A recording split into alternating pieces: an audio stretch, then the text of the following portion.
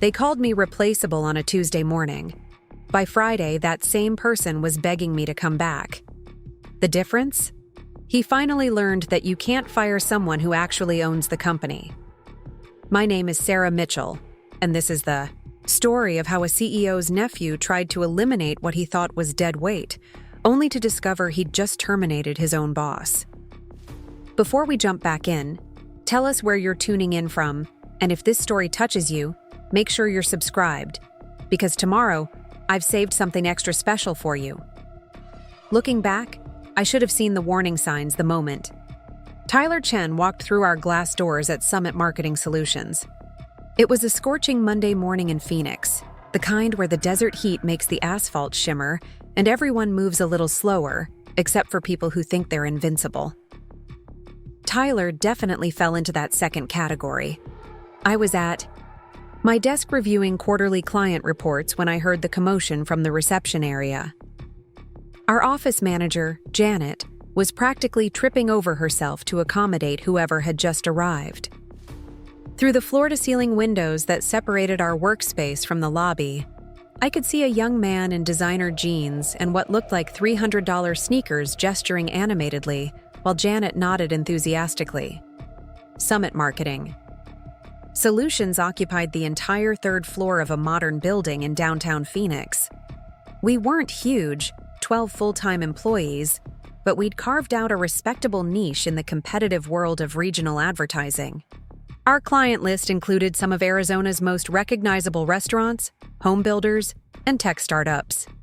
The kind of businesses that needed marketing expertise, but weren't quite ready for the big Madison Avenue agencies.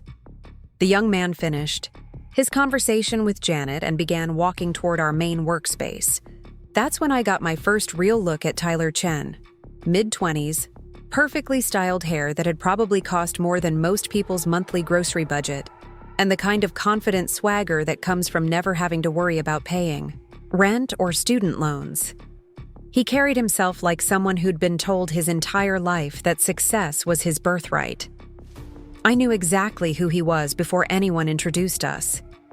Robert Chen, our CEO and founder, had mentioned a few weeks earlier that his nephew might be joining the company in some capacity. Robert had built Summit from nothing 15 years ago, starting with just himself and a borrowed desk in a shared office space. He'd weathered recessions, industry changes, and the complete transformation of digital marketing. The man knew how to survive and adapt. But looking at Tyler, I couldn't see any of his uncle's hard-earned wisdom or cautious optimism. Instead, I saw someone who'd probably never been told no in any meaningful way. Tyler stopped in the center of our open-plan workspace and cleared his throat.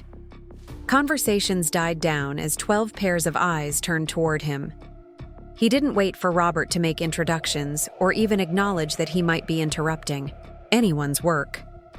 "Good morning, everyone," he said, his voice carrying the kind of projection that suggested he was used to commanding attention.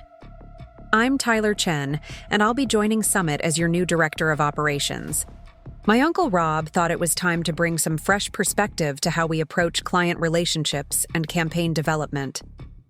I felt my eyebrows rise involuntarily. Director of Operations was a significant title, especially for someone who looked like he'd graduated from college approximately 15 minutes ago. More concerning was his phrasing about fresh perspective on client relationships, the area where I'd spent 8 years building expertise and generating the majority of our revenue. Marcus, our lead graphic designer, was the first to break the silence. "Great to meet you, Tyler. Are you coming from another agency?" Tyler's smile widened, but something about it didn't quite reach his eyes. "Actually, I'm coming straight from Arizona State with my MBA. Sometimes the best insights come from outside the industry echo chamber, you know? I've been studying how traditional marketing paradigms are getting disrupted by more agile, digitally native approaches." I had to suppress a sigh. The phrase digitally native approaches had become marketing buzzword bingo in recent years, usually deployed by people who thought innovation meant putting everything on social media and calling it strategy. What Tyler didn't seem to understand was that our clients Restaurants, construction companies, local service businesses still needed actual human relationships and customized approaches to reach their customers. "Tyler, this is Sarah Mitchell," Janet said, gesturing toward my desk. "She's our senior client relations manager and has been with Summit for 8 years. She probably knows our client base better than anyone." I stood up to shake Tyler's hand, offering what I hoped was a welcoming smile despite my growing reservations. "Nice to meet you, Tyler. I'm looking forward to working with you." His handshake was firm but brief, and his attention seemed to move past me almost immediately. Great. Sarah, right? I'm sure we'll have lots to discuss about optimizing our client interaction protocols." Client interaction protocols. I'd never heard building relationships described quite that way before, but I nodded politely. "Absolutely. I'd be happy to walk you through how we've structured our account management approach." "Definitely," Tyler said, though he was already scanning the room for other introductions. "We'll want to review all existing processes and see where we can implement some efficiency improvements." The word efficiency in Tyler's mouth sounded like a threat, but I kept my expression neutral. I'd learned over 8 years at Summit that the best way to handle uncertain situations was to gather information first and react second. Jumping to conclusions rarely led to productive outcomes. Over the next hour, Tyler made his way around the office, introducing himself to each team member with the same combination of enthusiasm and barely concealed impatience. He asked questions that revealed he didn't really understand what most people did, but he nodded sagely at their explanations, as if he was already formulating improvements. When he finished his rounds, Tyler positioned himself near the coffee machine, the unofficial gathering spot where most of our informal team communications happened. It was a strategic choice that suggested he understood office dynamics better than his earlier interactions had indicated. "I know change can be uncomfortable," he announced to the room, though no one had actually expressed discomfort. "But I want everyone to know that I'm here to help Summit reach its full potential. We've got great bones here, but I think we can be more strategic about how we scale our impact." Lisa, our social media coordinator, looked up from her computer. "What kind of scaling are you thinking about?" "Great question," Tyler replied, though he didn't immediately provide a great answer. "I'm seeing opportunities to streamline our client onboarding, automate some of our reporting processes, and maybe explore some partnerships that could expand our service offerings without proportionally expanding our overhead." It was the kind of MBA speak that sounded impressive, but didn't actually commit to any specific actions. I'd heard similar presentations from consultants and new hires over the years. The challenge was always in the details. How do you automate relationship building? How do you streamline processes that depend on understanding each client's unique needs and industry challenges? But Tyler seemed confident that he had answers to questions he hadn't fully asked yet. "Sarah," he said, turning toward my desk, "since you've been managing client relationships, I'd love to get your perspective on where you think we might be able to introduce some efficiencies." I considered my response carefully. Tyler was clearly Robert's nephew, which meant he had influence regardless of his experience level. Alienating him on his first day would be professionally stupid. But I also wasn't going to pretend that client relationships could be reduced to automated processes. "I think our clients value the personal attention they get here," I said diplomatically. "Most of them have worked with larger agencies before and found the experience impersonal. They come to us because they want to feel heard and understood, not just serviced." Tyler nodded, but I could see him mentally categorizing my response as resistance to innovation rather than valuable insight. "Absolutely, and we definitely want to maintain that personal touch.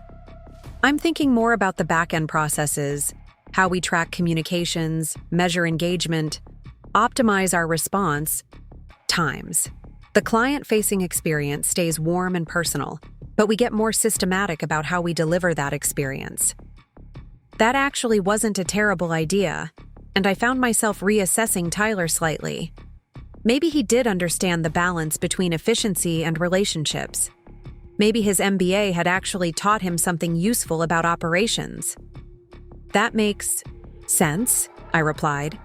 We do have some tracking systems in place, but there's probably room to improve how we use the data we're collecting. Exactly, Tyler said, his enthusiasm genuine for the first time that morning.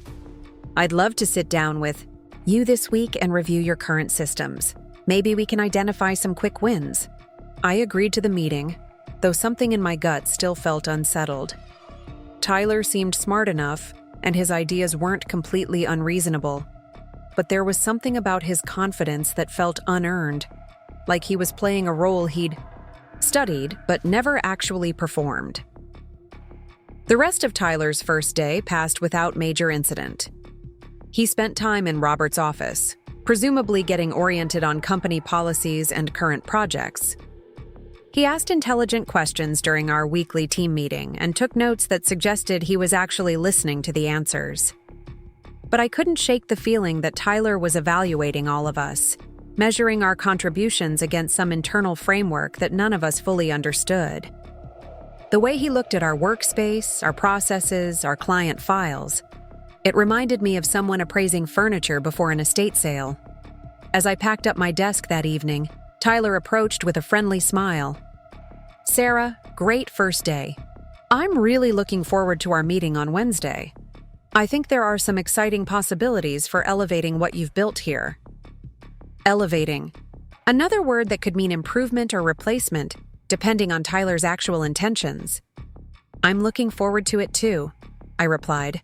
And I meant it, despite my reservations. Preparing and narrating this story took us a lot of time, so if you are enjoying it, subscribe to our channel. It means a lot to us. Now back to the story. If Tyler really wanted to improve our systems without destroying what made Summit special, I was absolutely willing to collaborate. What I didn't know yet was that Tyler had already decided what needed to be elevated, and it wasn't our processes. It was me. Looking back, I realized that Tyler's first day contained all the information I needed to predict what would happen next. His confidence without curiosity, his solutions without questions, his immediate focus on efficiency over relationships. These weren't personality quirks or generational differences. They were warning signs that I was too professional, too optimistic, and too trusting to recognize. But that would change very quickly. My corner desk at Summit Marketing Solutions occupied prime real estate in our downtown Phoenix office, positioned where I could see both the elevator entrance and the conference room where most of our client meetings took place. It wasn't an accident that I'd claimed this spot 8 years ago when I was promoted from junior account coordinator to account manager. Visibility mattered in relationship-based business, and I'd learned early that being present and available often trumped being the smartest person in the room. The view from my desk told the story of Summit's evolution. When I started here fresh, out of Arizona State University, we had 6 employees crammed into a smaller space 2 floors down. Robert Chen had taken a chance on me despite my limited experience, mainly because I was the only interview candidate who had actually researched our existing clients and prepared thoughtful questions about their industries and challenges. That attention to detail had served me well over the years. While other account managers at competing agencies treated client relationships like transactions to be optimized and automated, I approached each partnership as a unique ecosystem that required constant nurturing and genuine understanding. It was old-fashioned in an industry increasingly obsessed with algorithmic solutions and digital efficiency, but it worked. My client roster read like a directory of Arizona's most successful mid-market businesses. Copper Canyon Restaurant Group had been with us for 6 years, expanding from 3 locations to 12, while maintaining their commitment to locally sourced ingredients and community engagement. I'd helped them navigate everything from grand opening campaigns to crisis communication when a food blogger's harsh review went viral. Their CEO, Maria Santos, still called me directly when she needed marketing advice, bypassing the formal proposal process entirely. Desert Home Builders represented our largest single account, a relationship I'd cultivated from a cold email in 2019 into a partnership worth nearly $200,000 annually. The construction industry in Phoenix had exploded during the pandemic as remote workers relocated from expensive coastal cities, and Desert Home had positioned themselves perfectly to capitalize on the trend. I'd worked closely with their marketing director, James Patterson, to develop campaigns that emphasized craftsmanship and local expertise over the generic luxury messaging that most builders relied on. Phoenix Tech Solutions had been my most challenging client win. The startup accelerator initially dismissed Summit as too small for their needs, preferring to work with larger agencies that had dedicated technology sector teams. I'd spent 3 months learning about their portfolio companies, attending networking events, and gradually building relationships with their leadership team. When their previous agency delivered a campaign that completely missed their target audience, I was ready with a proposal that demonstrated deep understanding of both their business model and their clients' needs. Each of these relationships represented hundreds of hours of research, strategic thinking, and careful relationship management. I knew the personal interests of key decision-makers, the seasonal patterns that affected their businesses, and the competitive pressures that kept them awake at night. More importantly, I'd earned their trust by consistently delivering results that exceeded their expectations while staying within their budgets. The financial impact of these relationships extended far beyond the obvious revenue they generated. Satisfied clients referred new business, agreed to serve as case study subjects for our marketing materials, and provided testimonials that helped us win competitive pitches.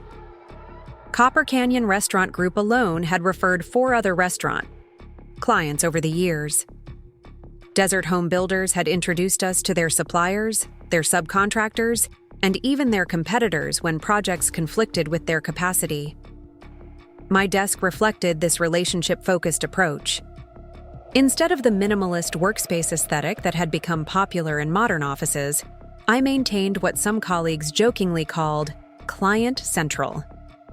3 monitors displayed different dashboards tracking campaign performance, industry news, and social media mentions for my accounts.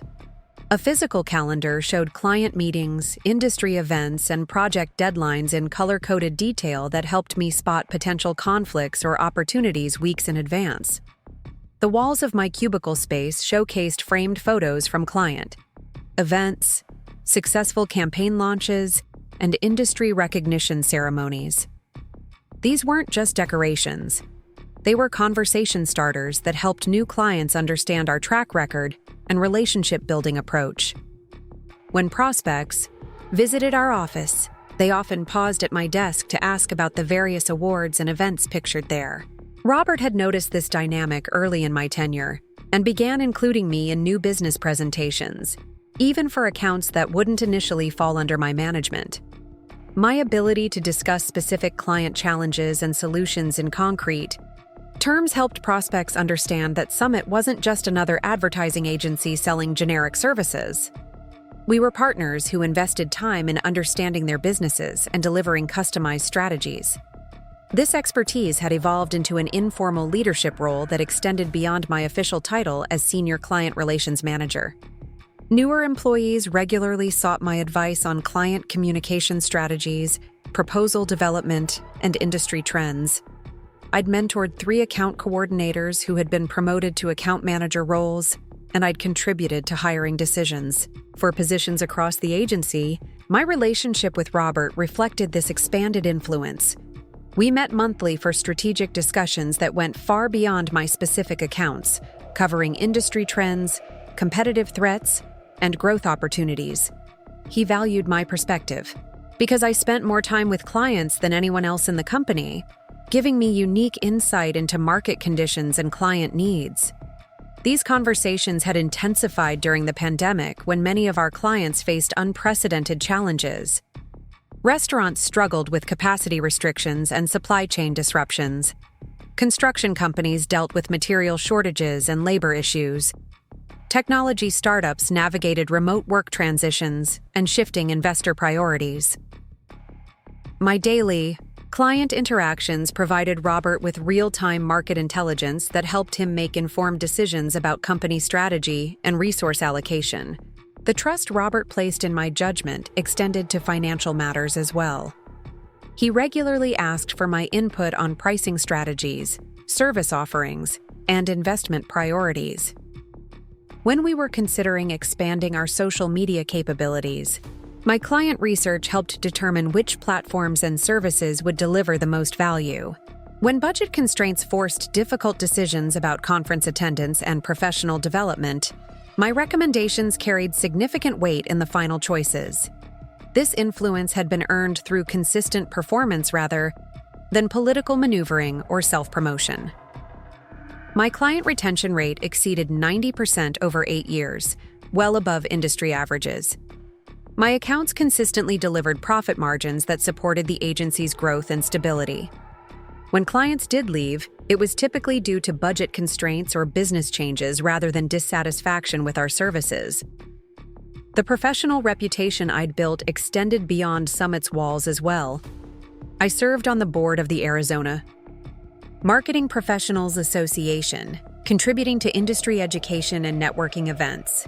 I'd spoken at conferences about relationship-based marketing and client retention strategies. Other agencies had attempted to recruit me multiple times over the years, offering higher salaries and more prestigious titles. But I'd stayed at Summit because I believed in what we were building and valued the relationships I'd developed both internally and with clients. Robert had created a culture that prioritized long-term thinking over short-term profits, client success over agency recognition, and collaborative problem-solving over individual achievement. These values aligned with my personal philosophy and professional goals. My compensation reflected this value to the organization. Over 8 years, my salary had increased from $38,000 to $85,000, with performance bonuses that had ranged from $5,000 to $15,000 annually depending on agency profitability and individual contribution. I also participated in a profit-sharing program that Robert had implemented 3 years earlier, providing additional financial incentive for company-wide success. Beyond the financial recognition, Robert had consistently supported my professional development through conference attendance, continuing education opportunities, and expanded responsibilities. When I expressed interest in strategic planning, he included me in annual planning sessions and client strategy discussions. When I wanted to understand digital marketing better, he funded certifications and training programs that enhanced my capabilities. This investment in my growth had created a loyalty that went beyond typical employee-employer relationships. I genuinely cared about Summit's success and took personal pride in our achievements. When we won new business or received client recognition, I felt the satisfaction of contributing to something meaningful and sustainable. The stability and growth I'd experienced at Summit had also provided personal security that allowed me to take calculated risks with my finances and career planning. 3 years earlier, when Robert faced the most serious threat to the company's survival, I'd been in a position to help in ways that most employees never could. That decision would prove more important than either of us fully understood at the time. The conversation that changed everything happened on a rainy Thursday evening in March 2020, just as Phoenix was beginning to understand that the pandemic would affect more than just cruise ships and nursing homes. I was working late, updating client communications about campaign modifications and budget adjustments, when Robert knocked on the frame of my cubicle. "Sarah, do you have a few minutes? I need to discuss something important." The tone of his voice made me look up immediately from my computer screen. Robert was typically calm and optimistic, even during stressful periods. But that evening, he looked like someone carrying the weight of impossible decisions. His usually neat appearance was disheveled, his tie loosened and shirt sleeves rolled, up in a way that suggested he'd been wrestling with numbers and projections for hours. We walked to his corner office, passing through the empty workspace where our colleagues had cleared out hours earlier. The silence in the normally bustling office felt ominous, like the quiet that precedes severe weather. Robert closed his door and gestured for me to take a seat in one of the leather chairs across from his desk. "I'm going to be direct because I respect you too much to sugarcoat this," he began, settling into his own chair with a heaviness that spoke to more than just physical exhaustion. "Summit is in serious financial trouble. We've lost 4 clients in the past 2 weeks, and 3 others have requested significant budget reductions. Our revenue projections for the next 6 months look catastrophic." I felt my stomach drop, though I wasn't entirely surprised. The client calls I'd been fielding had grown increasingly difficult as businesses across Phoenix grappled with lockdown restrictions and economic uncertainty. Restaurants couldn't afford advertising when they couldn't serve customers. Construction projects were delayed indefinitely. Even technology companies were cutting marketing budgets as they focused on basic survival. Robert continued, his voice steady but strained. "I've run every scenario I can think of. We can cut salaries, reduce office space, eliminate all discretionary spending, and we might be able to survive for 4 or 5 months. But that assumes no additional client losses and no further economic deterioration." He paused, staring at the financial projections spread across his desk. "The alternative is to sell to one of the larger agencies that have been circling us for years. They've made offers before, and I'm sure they'd be interested now, especially at a distressed price. Most of our team would probably keep their jobs, at least initially." I absorbed this information while trying to process the implications. Summit represented more than just my job. It was the professional home where I'd built my career and developed relationships that extended far beyond typical workplace connections. The thought of becoming another division within a large corporate agency, subject to bureaucratic decision-making and standardized processes, felt like losing something irreplaceable. "What would a sale look like?" I asked, though I wasn't sure. I wanted to hear the answer. "Probably a cash payment for the client list and existing contracts, plus employment agreements for key personnel. I'd get enough to pay off our debts and maybe have something left over for retirement. You and Marcus and Lisa would likely be offered positions with the acquiring company, probably at comparable salaries initially." Robert leaned back in his chair, looking older than I'd ever seen him. "But you know how these things work, Sarah. Within 2 years, they'd consolidate operations, eliminate redundancies, and impose their systems on our clients. Everything we've built here would disappear." I thought about Maria Santos at Copper, Canyon Restaurant Group, who valued our personalized approach and quick response times. I considered James Patterson at Desert Home Builders, who had told me multiple times that working with Summit felt like having an in-house marketing team rather than an external vendor. These relationships had been built on trust, consistency, and genuine understanding of each client's unique needs and challenges. "Is there a third option?" I asked. Robert looked at me curiously. "What kind of third option?" I took a deep breath, knowing that what I was about to propose would fundamentally change my relationship with Summit and potentially my entire career trajectory. What if someone invested in the company instead of buying it outright? Someone who understood the value of what we've built and wanted to preserve it. "Sarah, I've explored that possibility. Traditional investors want controlling interest and guaranteed returns that we can't promise in this environment. The SBA loans available now require personal guarantees that I can't make given our current situation." I'd been thinking about this conversation for weeks, actually, as I watched our clients struggle and began to understand the broader implications for Summit's stability. The idea that had been forming in my mind was unconventional and risky, but it addressed both Robert's immediate needs and my long-term concerns about preserving what made Summit special. "What if the investor wasn't traditional?" I asked. "What if it was someone who already understood the business and had a personal stake in its success?" Robert's expression shifted from confusion to surprise as he began to understand what I was suggesting. "Sarah, are you talking about yourself?" "I might be. I'd run the numbers multiple times over the past few weeks, examining my savings, my investment accounts, and the inheritance I'd received from my grandmother's estate the previous year. How much cash would you need to survive the next 12 months and position for recovery? Robert pulled out a folder I hadn't noticed earlier and spread several documents across his desk. Conservative estimates suggest we'd need about $400,000 to maintain current operations with minimal staff reductions, plus working capital for when business starts recovering. $400,000. It was almost exactly the amount I'd inherited from my grandmother, Helen Mitchell, a woman who had built a successful catering business in Tucson and invested wisely in real estate throughout her life. She'd left me her savings with a note expressing hope that I'd use the money to build something meaningful rather than just spend it on temporary pleasures. I could do $400,000, I said quietly.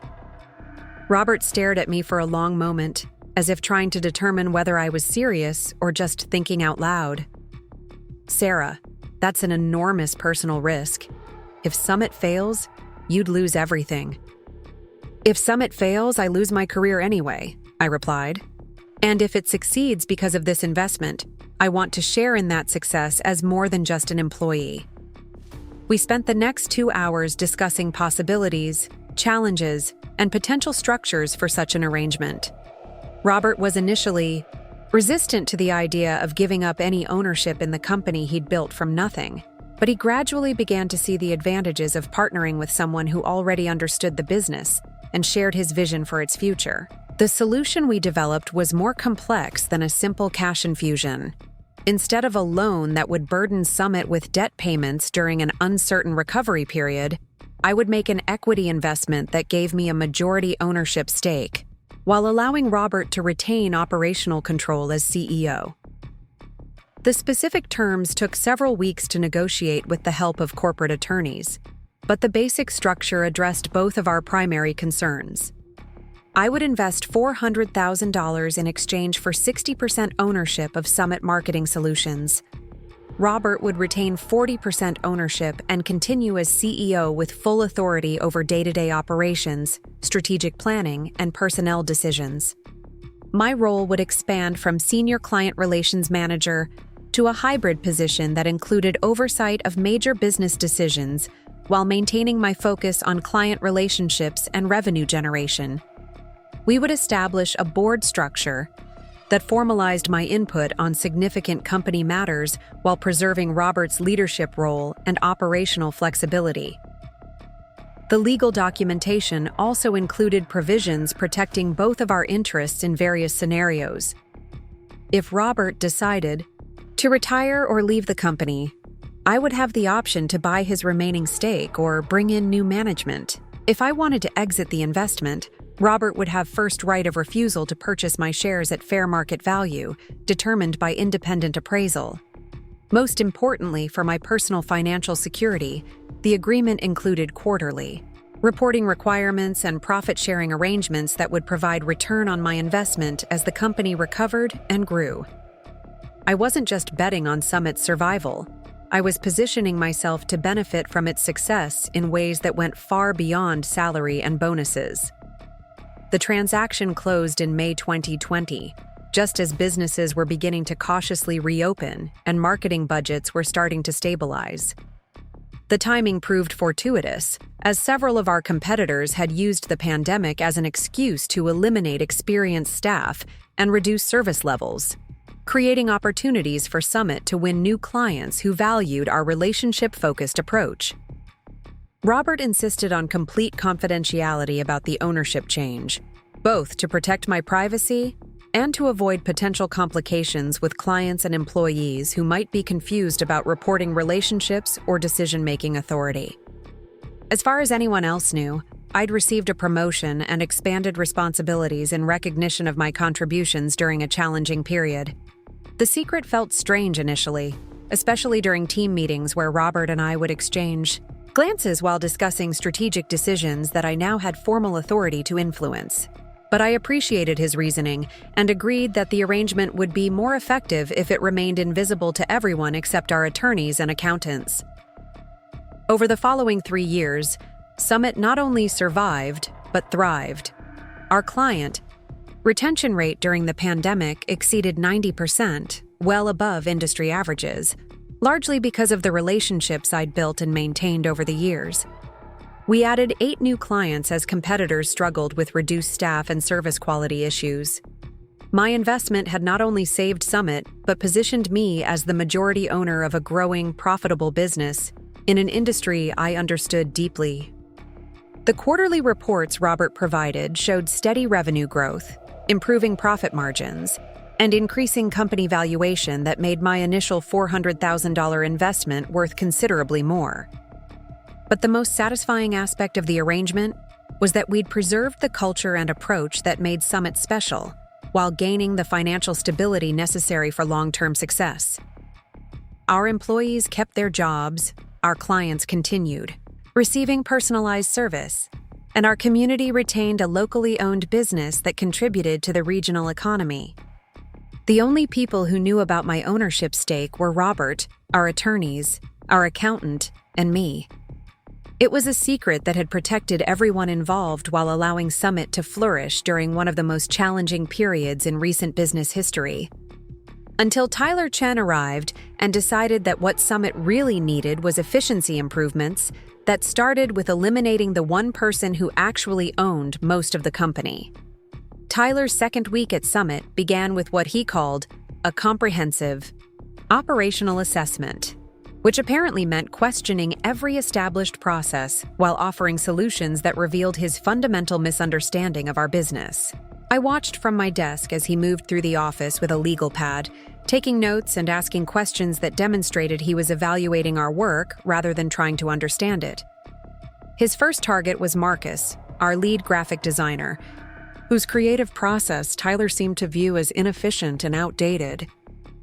Marcus had been with Summit for 6 years and had developed a reputation for producing award-winning designs that perfectly captured each client's brand personality and market positioning. His work for Copper Canyon Restaurant Group had been featured in several industry publications, and his campaign designs consistently delivered higher engagement rates than industry benchmarks. But Tyler was more interested in turnaround times than creative quality. "Marcus, I'm looking at your project timeline for the Desert Home Builders logo refresh, and it seems like this could be streamlined significantly," Tyler said, hovering over Marcus's workspace with his notepad ready. 3 weeks for initial concept seems excessive when there are AI-powered design tools that could generate multiple options in a few hours. Marcus looked up from his computer screen where he was refining typography for a client presentation. The 3 weeks includes market research, competitor analysis, focus group preparation, and multiple revision rounds based on client feedback. The actual design work is maybe 30% of the timeline. Right, but do we really need focus groups for a logo refresh? The client hired us because they trust our expertise. Shouldn't we be confident enough in our strategic approach to present a single, well-researched solution rather than throwing multiple options at the wall? I cringed internally at Tyler's characterization of Marcus's thorough process as throwing options at the wall. Focus groups had been instrumental in several successful campaigns, particularly when clients were targeting demographic segments they didn't fully understand. The insights we'd gained from testing designs and messaging with real consumers had often prevented expensive mistakes and improved campaign effectiveness. Marcus explained patiently that focus groups weren't about lacking confidence, but about understanding audience response before investing in full campaign rollouts. When Desert Home Builders wanted to target first-time buyers, the focus groups revealed that their existing brand identity felt too upscale and intimidating. Without that insight, we would have created a campaign that missed their target audience entirely. Tyler nodded absently while scribbling notes, but I could tell he was already mentally categorizing Marcus's explanation as resistance to innovation rather than valuable professional insight. I think there's probably a middle ground where we can maintain quality while improving efficiency. Maybe we could experiment with shorter timelines on smaller projects and see how clients respond. This might have been a reasonable suggestion if Tyler had proposed it as a collaborative experiment rather than a unilateral decision. but his tone and body language suggested he was announcing a new policy rather than opening a discussion. His next stop was Lisa's workspace, where our social media coordinator was managing content calendars for 12 different clients across multiple platforms. Lisa had built our social media capabilities from nothing when she joined Summit 3 years earlier, developing systems for content creation, scheduling, engagement monitoring, and performance analysis that had helped our clients achieve significant growth in online visibility and customer acquisition.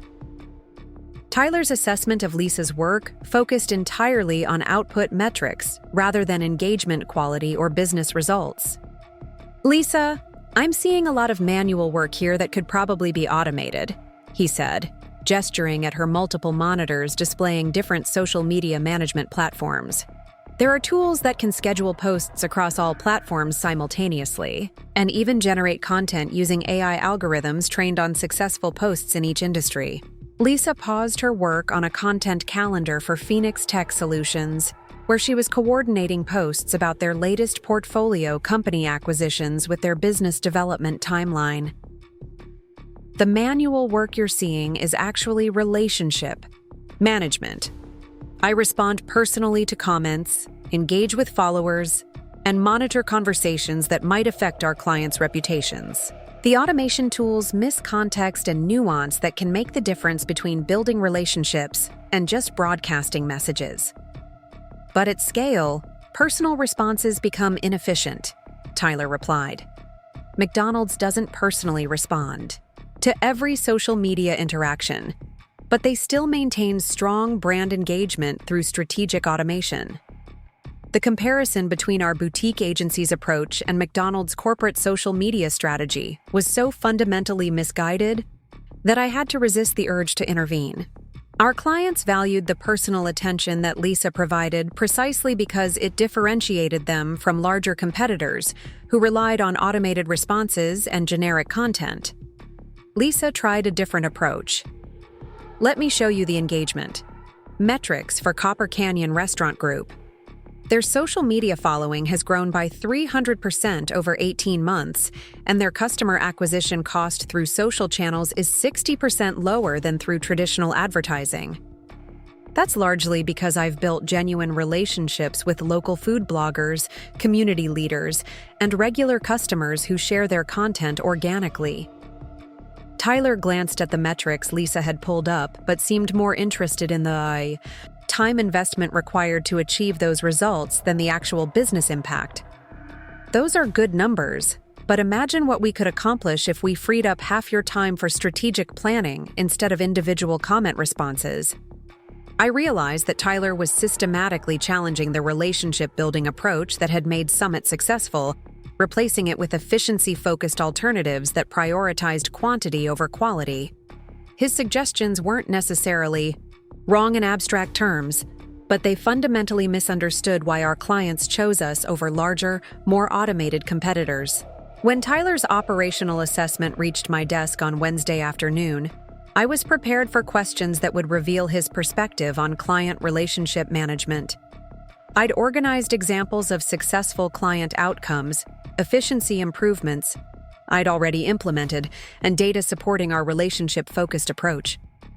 "Sarah, I've been reviewing your client communication patterns, and I'm seeing some opportunities for optimization," Tyler began, settling into the guest chair beside my desk with his notepad ready. "You're spending significant time on phone calls and in-person meetings that could probably be replaced with more efficient communication methods." I pulled up my calendar to show him the previous week's activities. "These phone calls and meetings are relationship maintenance that directly contributes to client retention and expansion. For example, yesterday's lunch with James Patterson at Desert Home Builders resulted in approval for their Q4 campaign budget increase and a referral to another construction company." Tyler nodded, but his expression suggested he was calculating the time investment rather than considering the business value. "That's great, but we need to think about scalability. If every client relationship requires that level of personal attention, we're limited in how many accounts you can effectively manage." "Quality over quantity has been our competitive advantage," I replied. Our clients stay with us longer and spend more over time because they feel valued and understood. That loyalty more than compensates for managing fewer accounts. I understand the theory, Tyler said, but from an operational efficiency standpoint, we're probably leaving money on the table. If we could systematize some of your relationship-building activities, you could manage more accounts while maintaining similar client satisfaction levels. This was the same fundamental misunderstanding that had shaped his conversations with Marcus and Lisa. Tyler was viewing relationship building as a process to be optimized rather than recognizing it as the core value proposition that differentiated Summit from our competitors. I tried to explain the economics of our approach. Our client lifetime value averages 3 times higher than industry benchmarks because of retention rates and account growth. The inefficiency you're identifying actually generates more profit per client than handling twice as many accounts with less personal attention. Tyler made notes while I spoke, but I could sense his skepticism. Have we tested that assumption? What if we ran a pilot program with some newer clients using more streamlined communication protocols and compared the results? The suggestion of experimenting with client relationships as if they were marketing campaigns revealed how little Tyler understood about the trust and consistency that successful partnerships required. Clients who felt like they were part of an experiment would probably take their business elsewhere rather than participating in our efficiency studies. But I nodded diplomatically. We could explore that possibility, though we'd need to be careful about which clients we included and how we structured the test to avoid damaging existing relationships. Over the following days, Tyler continued his operational assessment with what felt like increasing skepticism about the value of our established approaches. He questioned our monthly client check-in calls, our practice of attending client events, and our policy of providing strategic advice beyond contracted services. Each conversation followed the same pattern. Tyler would identify an activity that seemed time-intensive. I would explain the business rationale and demonstrate results. And Tyler would acknowledge the benefits while suggesting more efficient alternatives that missed the fundamental point. His questions weren't hostile or inappropriate, but they consistently implied that our success had been achieved despite our methods rather than because of them. He seemed to believe that Summit could maintain the same client relationships while reducing the personal investment that had created those relationships in the first place. More concerning was Tyler's tendency to discuss these operational changes as if they were inevitable rather than potential improvements to be evaluated collaboratively. His language shifted from "we could explore" to "we should implement" to "we will transition" over the course of just a few conversations. When I mentioned some of Tyler's suggestions to Robert during our monthly strategic meeting, he seemed surprised by the scope and speed of Tyler's proposed changes. Tyler mentioned some ideas about operational efficiency, but I didn't realize he was conducting such a comprehensive review, Robert said. What's your assessment of his suggestions? I chose my words carefully, not wanting to create unnecessary conflict between Robert and his nephew, while expressing legitimate concerns about Tyler's approach. Some of his ideas about systematizing our processes could be valuable, but I'm worried that he might not fully understand why our relationship-focused approach has been so successful. The personal attention that looks inefficient to him is actually our primary competitive advantage. Robert nodded thoughtfully. Tyler's MBA program emphasized data-driven decision-making and operational optimization. Those skills could be valuable for Summit, but you're right that we need to be careful not to optimize away the qualities that make us special. I felt reassured that Robert understood the potential risks in Tyler's suggestions, but I also sensed that he was reluctant to micromanage his nephew's transition into the company. Maybe we could structure Tyler's recommendations as pilot programs rather than wholesale changes, so we can evaluate their impact before implementing them broadly. That's a good idea, Robert agreed. I'll suggest that Tyler focus on areas where efficiency improvements wouldn't affect client relationships directly. Unfortunately, Tyler seemed to view client relationships as the primary area needing efficiency improvements. The pattern of dismissal that had started with operational assessments gradually expanded to include more subtle forms of professional undermining. Tyler began referring to me as one of our account managers, rather than using my actual title of Senior Client Relations Manager. He started scheduling team meetings during times when I was typically with clients, then making decisions that affected my accounts without including me in the discussion. When new business prospects visited our office, Tyler positioned himself as the primary point of contact for strategic discussions, relegating me to a supporting role despite my 8 years of experience and established expertise in client relationship development. These changes were individually minor, but collectively they represented a systematic effort to diminish my authority and influence within the organization. Tyler was establishing himself as the strategic leader, while repositioning me as a tactical implementer of decisions made by others. The most troubling aspect of this pattern was that Tyler seemed to believe his own narrative about operational efficiency and strategic leadership. He wasn't deliberately trying to undermine me. He genuinely thought he was improving Summit by introducing more systematic approaches to client management. But the effect was the same, regardless of his intentions. The morning that changed everything started like any other Tuesday in September. I arrived at the office early to prepare for a crucial presentation to Midwest Restaurant Group, a potential client whose account could represent nearly $200,000 in annual revenue for Summit. The restaurant chain was expanding into the Phoenix market and needed a local agency that understood both the competitive landscape and the cultural nuances that would determine their success. I'd spent 3 weeks researching their business model, analyzing their existing marketing materials, and developing a comprehensive strategy that addressed the specific challenges of entering a market dominated by established local favorites and national chains. The presentation included competitive analysis, demographic research, and a detailed campaign proposal that demonstrated our understanding of their brand positioning and growth objectives. Tyler had expressed interest in attending the presentation, which I'd initially welcomed as an opportunity for him to see our client development process firsthand. But as the meeting time approached, I began to worry that his tendency to interrupt with efficiency-focused suggestions might disrupt the careful rapport I'd been building with the prospect. My concerns proved justified within the first 10 minutes of the presentation. As I was explaining our research methodology and strategic approach, Tyler interjected with comments about scalability and automation that had nothing to do with the client's immediate needs or interests. "Sarah's outlined a very thorough approach," Tyler said, addressing the client directly. "But at Summit, we're also focused on leveraging technology and data analytics to maximize campaign effectiveness while optimizing resource allocation."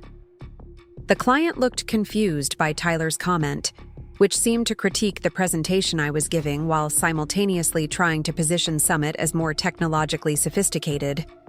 I smiled professionally and redirected the conversation back to the specific strategies we'd developed for their market entry. But Tyler continued to insert himself into the presentation, often contradicting points I'd made or suggesting alternative approaches that revealed his limited understanding of the restaurant industry's marketing challenges. By the end of the Kabaddi meeting, what should have been a confident demonstration of our capabilities had become a confusing mix of different strategic philosophies and competing voices. The client thanked us politely and promised to follow up within a week, but I could tell that Tyler's interruptions had undermined the cohesive narrative I'd prepared and potentially damaged our chances of winning the account. After the client left, I followed Tyler back to his office to discuss what had happened during the presentation.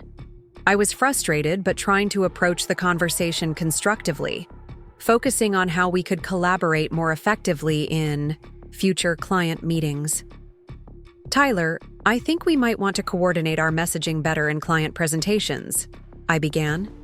"Some of your comments seemed to conflict with the strategic approach I'd developed specifically for this prospect." Tyler looked up from his computer with an expression that suggested he viewed my feedback as presumptuous rather than helpful. "Sarah, I was trying to position Summit as forward-thinking, rather than stuck in traditional relationship-building approaches that don't scale effectively. But this particular client specifically told me they were looking for personal attention and local expertise, I replied.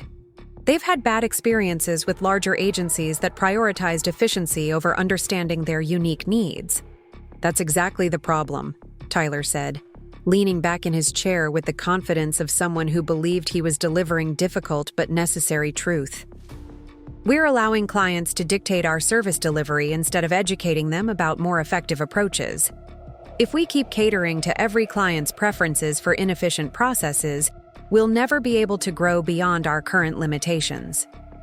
I realized that Tyler and I had fundamentally different philosophies about client service and business development. He viewed client preferences as obstacles to be overcome through education and persuasion, while I saw them as valuable information about what actually worked for each specific business and industry.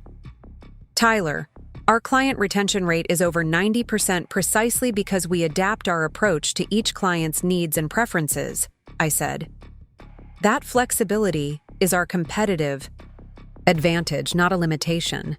90% retention of a small client base isn't necessarily better than 70% retention of a much larger client base, Tyler replied.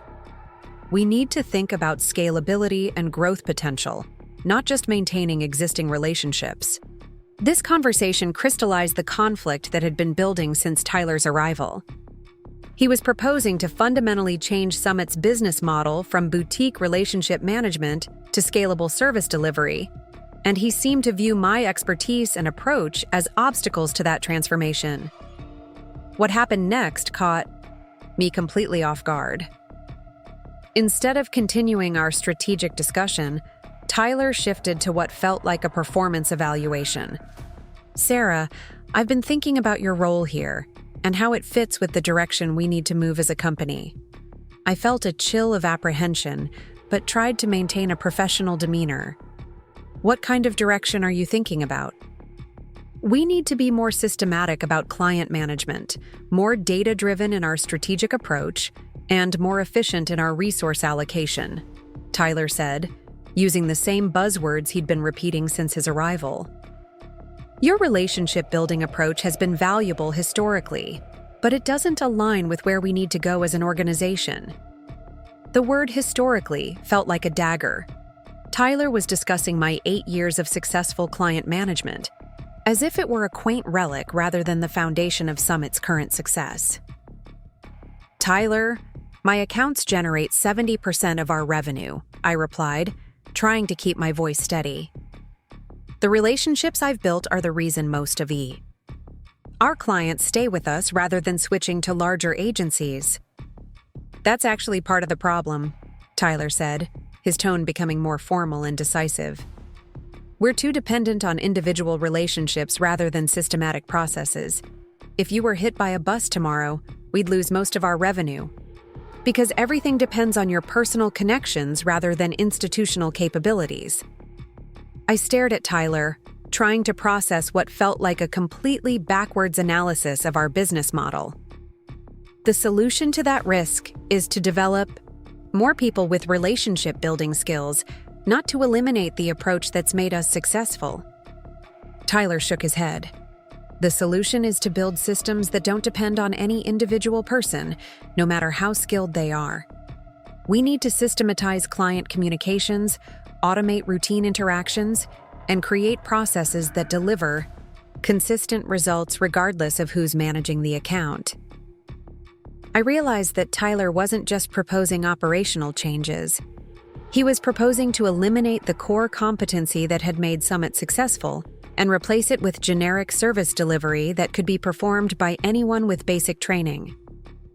Tyler, if we eliminate the personal relationships that differentiate us from larger agencies, why would clients choose Summit over competitors who already have more resources and lower prices?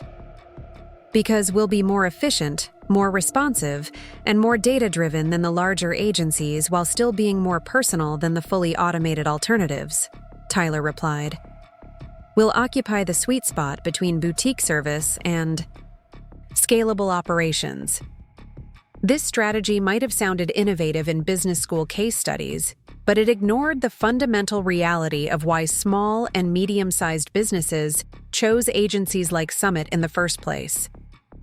They'd already tried the efficient, systematized approaches offered by larger competitors and found them inadequate for their specific needs and challenges. But Tyler seemed convinced that he could redesign our entire value proposition and somehow retain the clients who had specifically chosen us because of the approach he wanted to abandon. "I think we're getting ahead of ourselves with these strategic discussions," I said, trying to redirect the conversation toward more immediate concerns. "Maybe we should focus on improving our existing processes before completely reimagining our business model." Tyler's expression hardened in a way that made me realize this wasn't a brainstorming session about potential improvements. He'd already made decisions about what needed to change, and my input was neither requested nor welcome. "Sarah, I appreciate your perspective, but I think you're too invested in the current approach to see its limitations objectively," he said, his tone shifting from collegial to authoritative.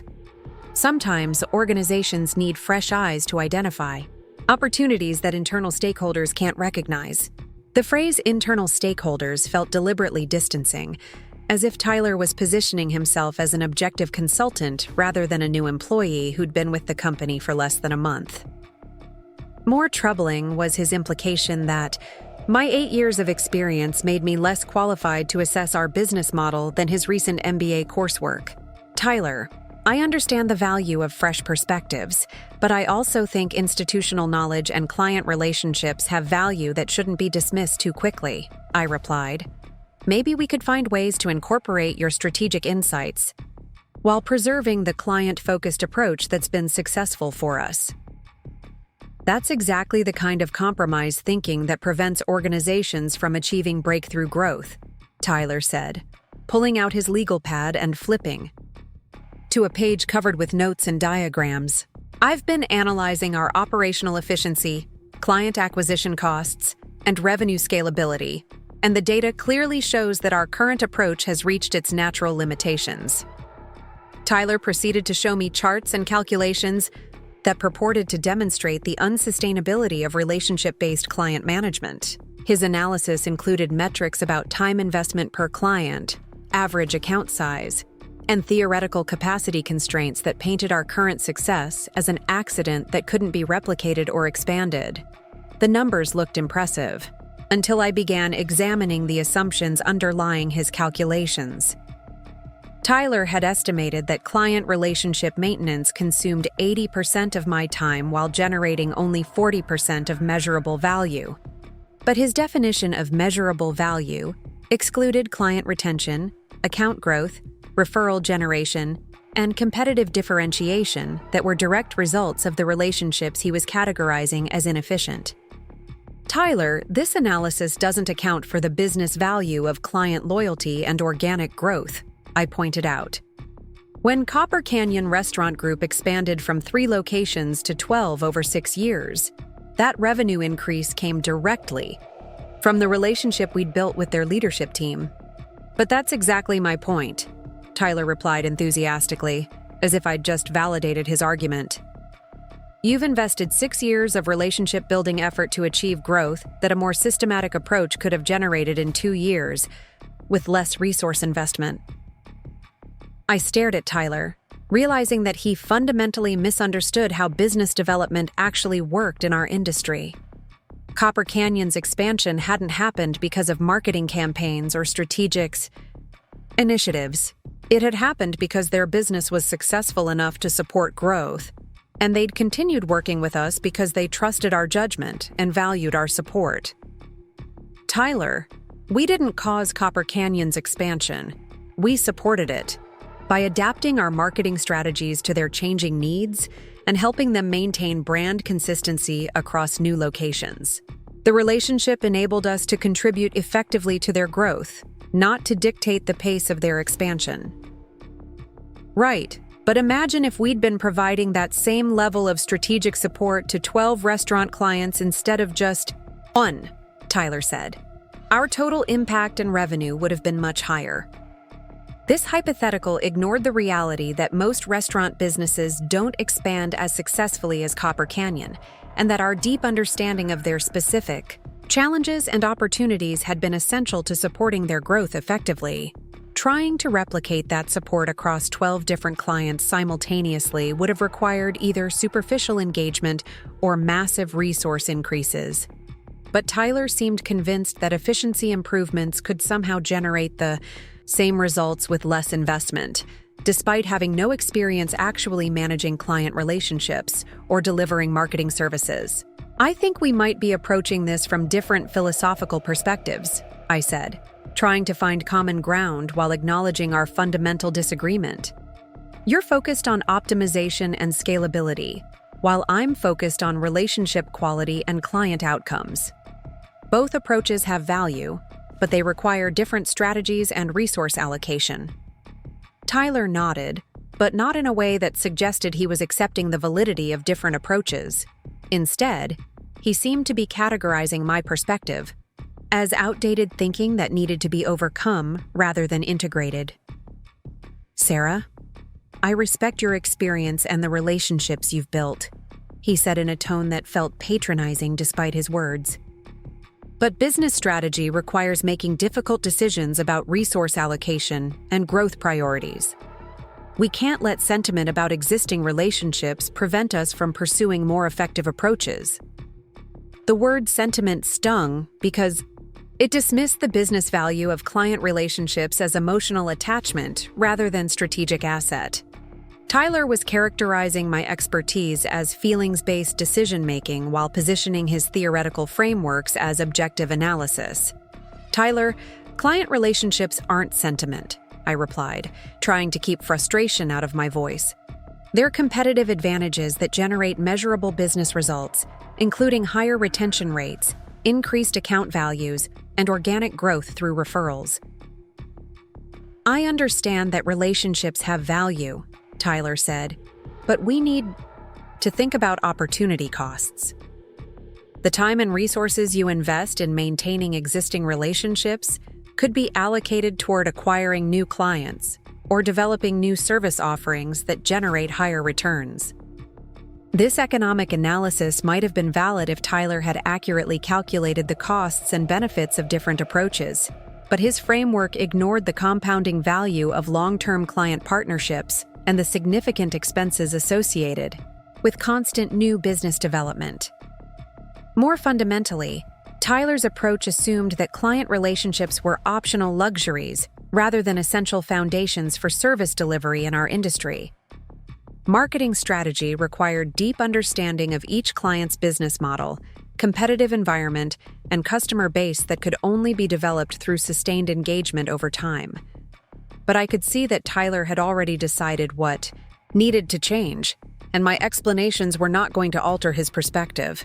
He'd concluded that Summit's success had been achieved despite our relationship-focused approach rather than because of it, and he was determined to implement what he considered more sophisticated strategies.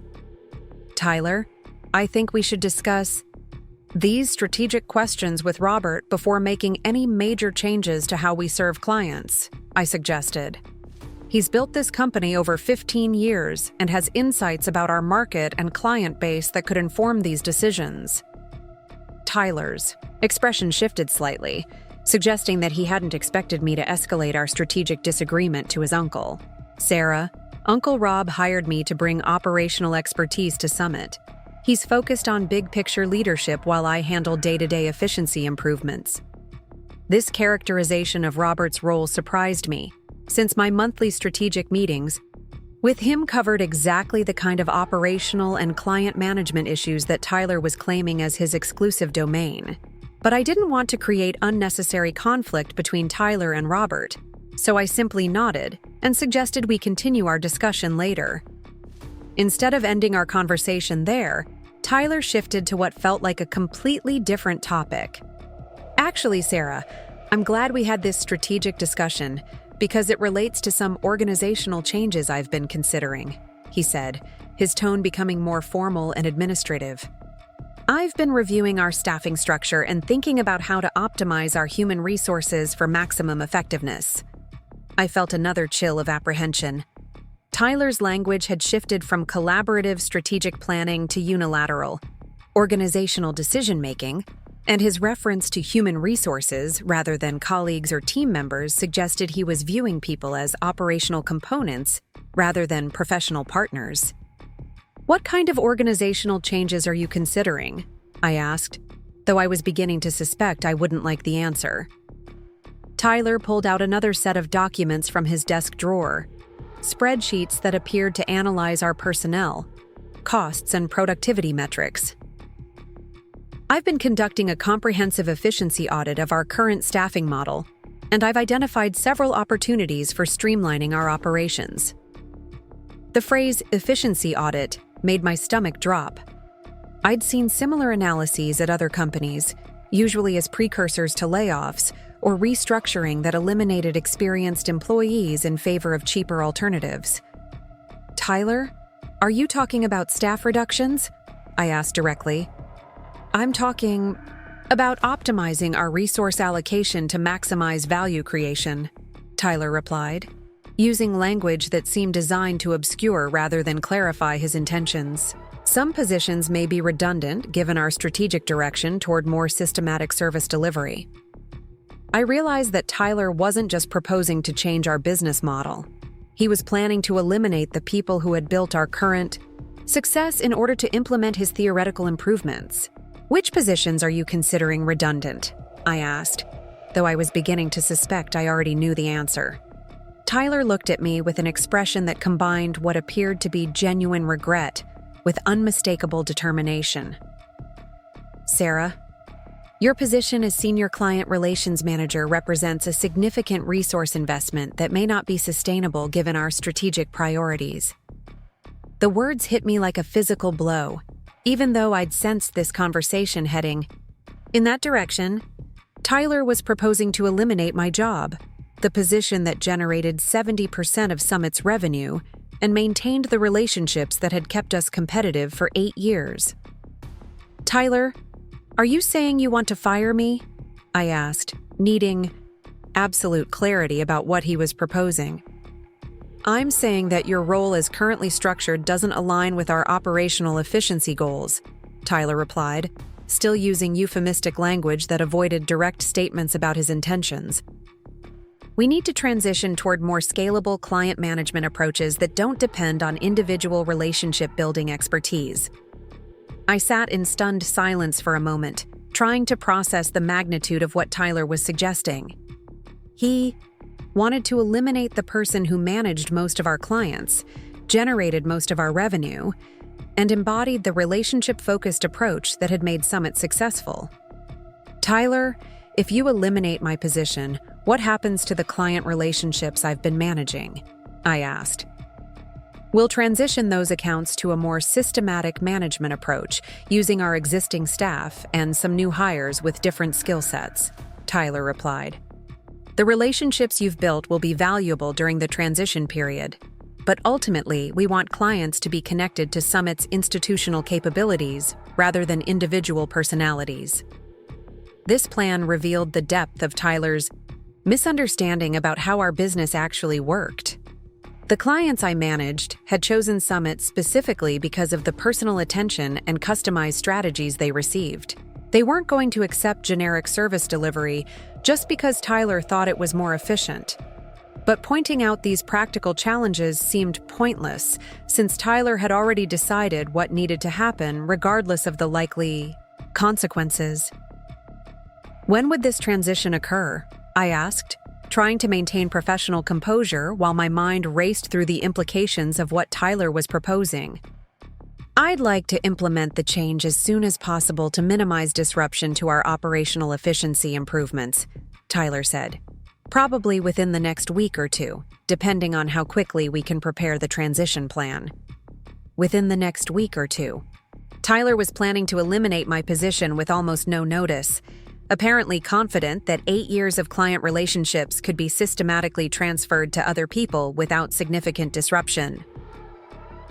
"Tyler, this seems like a major, strategic decision that should involve Robert," I said. "Have you discussed these organizational changes with him?" Tyler's hesitation suggested that he hadn't fully briefed his uncle on the scope of the changes he was proposing.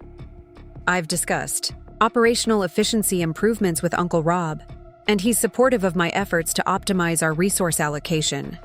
I doubted that Robert had explicitly approved firing the person who managed most of Summit's revenue, but Tyler seemed confident that he had sufficient authority to make such decisions unilaterally. I think we should schedule a meeting with Robert to discuss these changes before implementing them, I suggested. Sarah, I appreciate your concern, but I don't think involving Uncle Rob in day-to-day personnel decisions is necessary, Tyler replied. He's focused on strategic leadership while I handle operational management. This division of responsibilities seemed convenient for Tyler, but inconsistent with my understanding of Robert's hands-on leadership style and his investment in maintaining Summit's culture and client relationships. But Tyler had apparently made his decision and was prepared to proceed regardless of my concerns or suggestions. Tyler, I need to understand exactly what you're proposing, I said. Are you terminating my employment with Summit? Tyler finally abandoned his euphemistic language and addressed the situation directly. Yes, Sarah. I'm eliminating your position effective at the end of this week. We'll provide appropriate severance compensation and support your transition to other opportunities. The finality in Tyler's voice made it clear that this wasn't a discussion or negotiation. He was informing me of a decision he'd already made, probably expecting me to accept his judgment about my redundancy and transition gracefully out of the company. I see, I said, trying to process the reality that I was being fired from the company where I'd built my career and developed expertise that had made Summit successful. Sarah, I want you to know that this decision isn't personal, Tyler added, apparently trying to soften the impact of what he'd just announced. You've contributed significantly to Summit's historical success, but we need to align our staffing with our strategic direction rather than maintaining positions that worked in the past. The phrase, historical success, felt like the final insult. Tyler was characterizing my current contributions as outdated achievements rather than ongoing value creation, as if my client relationships and revenue generation had somehow become irrelevant since his arrival.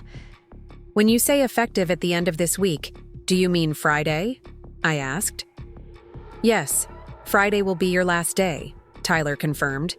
That should provide enough time to document your client relationships and begin the transition process. 3 days to document 8 years of relationship building and strategic development. Tyler's timeline revealed how little he understood about the complexity and depth of what he was eliminating. But I simply nodded and began thinking about what I needed to do to protect both my professional interests and Summit's client relationships during this abrupt transition. What Tyler didn't know, and what I wasn't going to tell him in that moment, was that he'd just fired the person who owned 60% of the company he was trying to reorganize. His efficiency improvements were about to become much more expensive than he'd calculated. I'll begin the documentation process this afternoon, I said calmly, standing up from my chair. Should I coordinate the client transition directly with you, or will someone else be managing that process? Tyler looked slightly surprised by my composed response to being fired, probably expecting more emotion or resistance. I'll handle the client transitions personally to ensure consistency with our new strategic approach. I nodded and walked back to my desk, where I began making mental notes about phone calls I needed to make and documents I needed to review. Tyler had just made the biggest mistake of his short career, and I was going to give him exactly what he'd asked for. A very expensive education about the difference between efficiency and effectiveness. I walked back to my desk with what must have appeared to be remarkable calm, considering I'd just been terminated from a job I'd held for 8 years by someone who'd been with the company for less than a month. My colleagues were scattered around the office, focused on their individual projects, completely unaware that Tyler had just eliminated the person responsible for generating most of their paychecks. The irony of the situation would have been amusing if it weren't so professionally devastating for Tyler. He'd just fired his boss while believing he was optimizing operational efficiency. The confidence with which he'd delivered his decision suggested he had no idea what he'd actually done. I sat down at my computer and opened a new document, beginning to type what appeared to be client transition notes, but was actually a careful inventory of everything Tyler would need to understand about my accounts once he realized his mistake. The documentation would serve multiple purposes. It would demonstrate that I was handling his decision professionally. It would reveal the complexity of what he was assuming he could systematize, and it would provide evidence of my value when the inevitable discussions about my termination began. Marcus approached my desk around 3 o'clock, looking confused and slightly concerned. "Sarah, Tyler just asked me about taking over some client communication responsibilities. Is everything okay?" I glanced toward Tyler's office, where I could see him on a phone call, gesturing enthusiastically while presumably explaining his operational improvements to someone. "Tyler's implementing some organizational changes. I'll be transitioning out of my current role at the end of the week." Marcus stared at me as if I'd just announced that gravity was optional. "Transitioning out? Sarah, you manage like half our clients. What's Tyler thinking?" "He's focused on operational efficiency and scalability," I replied, using Tyler's own language to describe his decision. "He believes our client relationships can be managed more systematically." "Systematically?" Marcus's voice rose slightly, causing Lisa and 2 other colleagues to look over at us. "Sarah, Maria Santos calls you directly when Copper Canyon needs anything. James Patterson at Desert Homes schedules his marketing meetings around your availability. These aren't systematic relationships, they're personal partnerships." I appreciated Marcus's recognition of what Tyler was eliminating, but I also didn't want to create office drama that would make the transition more difficult for everyone involved. Tyler has different ideas about how to structure client management. We'll see how his approach works out. Marcus looked like he wanted to continue the conversation, but I gave him a subtle headshake that suggested this wasn't the time or place for detailed discussions about Tyler's decision-making process. As the afternoon progressed, I continued documenting client relationships while making discreet phone calls to key contacts about my departure. Each conversation followed a similar pattern: shock, confusion, and expressions of concern about how their account would be managed going forward. Maria Santos at Copper Canyon Restaurant Group was the most direct. "Sarah, I don't understand. You've been managing our marketing for 6 years. You know our business better than most of our own staff. Who's going to handle our Q4 campaign launch?" "Tyler will be managing the transition personally to ensure continuity," I replied, though I had serious doubts about Tyler's ability to understand the restaurant industry's seasonal patterns and competitive dynamics. "Tyler? The new guy Robert? Mentioned?" "Sarah, no offense to Tyler, but he doesn't know our brand, our customers, or our market positioning. How is he supposed to manage a campaign launch that's already in progress?" This was exactly the question Tyler should have asked before deciding to eliminate my position, but I couldn't express that concern to a client without undermining Summit's stability. "I'm sure Tyler will reach out to discuss the transition and ensure all your needs are addressed." James Patterson at Desert Home Builders had a similar reaction, though his concerns focused more on strategic continuity than operational details.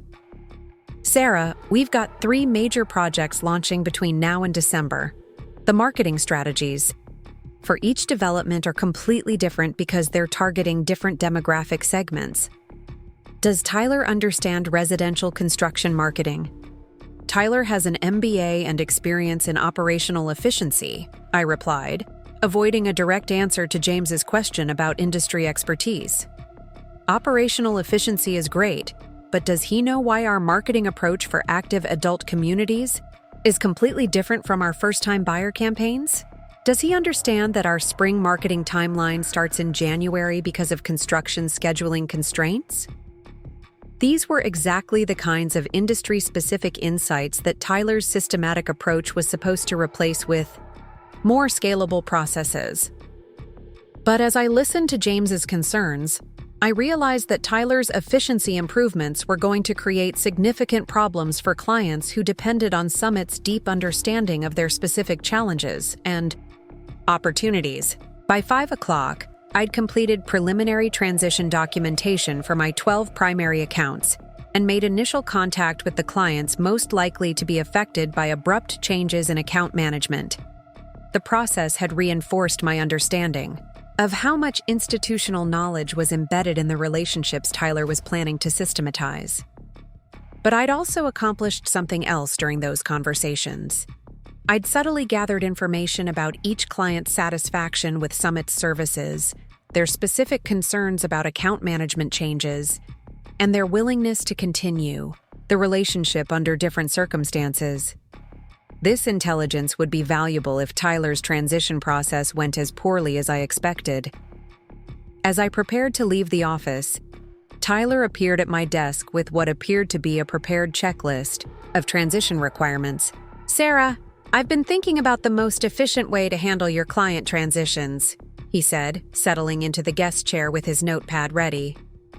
"I'd like to schedule brief meetings with each of your primary clients tomorrow and Thursday to introduce myself and begin establishing direct relationships." I looked at Tyler's timeline, which called for 12 client meetings over 2 days, each allocated 30 minutes for relationship transfer and strategic briefing. The schedule revealed how little he understood about the complexity of what he was trying to accomplish.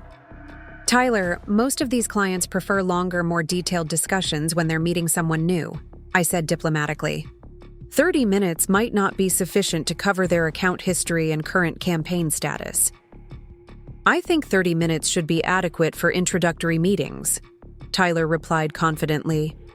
"We can schedule follow-up sessions for more detailed strategic discussions once I've established initial contact." This approach might have worked for routine vendor relationships, but it ignored the consultative partnerships that most of our clients expected from Summit. They were accustomed to strategic discussions that could last 2 hours or more, covering everything from competitive analysis to campaign creative development. Some of these clients have complex account situations that might require more comprehensive discussions, I suggested.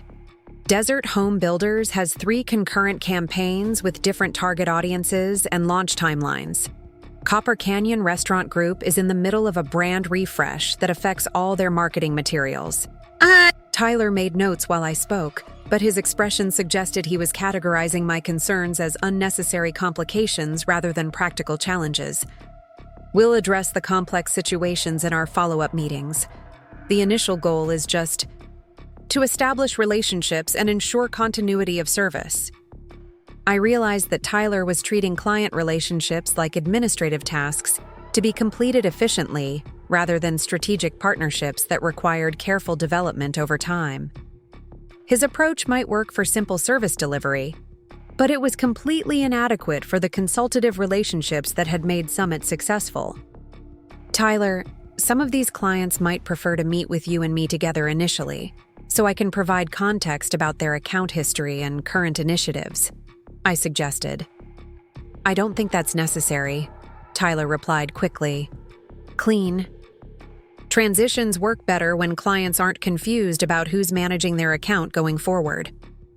This logic might have made sense if Tyler was taking over from someone who had been performing poorly, but it ignored the value of leveraging existing relationships to establish new ones more effectively. Most of our clients would be more receptive to Tyler if I introduced him as someone I trusted and recommended, rather than someone who was replacing me for efficiency reasons. But Tyler seemed determined to handle the transitions independently, probably believing that his MBA training and operational focus would be sufficient to manage relationships that had been built through years of industry-specific expertise and personal attention. "I'll prepare detailed briefing materials for each account," I offered. "Background information, campaign histories, key contacts, strategic priorities, potential challenges." "That would be helpful," Tyler agreed. "I'd also like you to draft introduction emails that I can send to each client tomorrow morning before our meetings." I spent another hour preparing the materials Tyler had requested, though I suspected they wouldn't be as useful as he expected. Client relationships couldn't be transferred through briefing documents and introduction emails. They had to be earned through consistent performance and genuine understanding of each client's unique needs. As I finalized the transition materials, I began thinking about the broader implications of Tyler's decision. He'd eliminated the person who generated most of Summit's revenue based on theoretical efficiency improvements that he'd never tested or validated. His confidence in being able to manage client relationships systematically suggested he didn't understand the difference between process optimization and relationship management. More concerning was Tyler's apparent belief that he could make such a significant organizational change without consulting Robert or considering the potential risks to client retention and company stability. The decision revealed either remarkable arrogance or fundamental misunderstanding of his authority within the organization.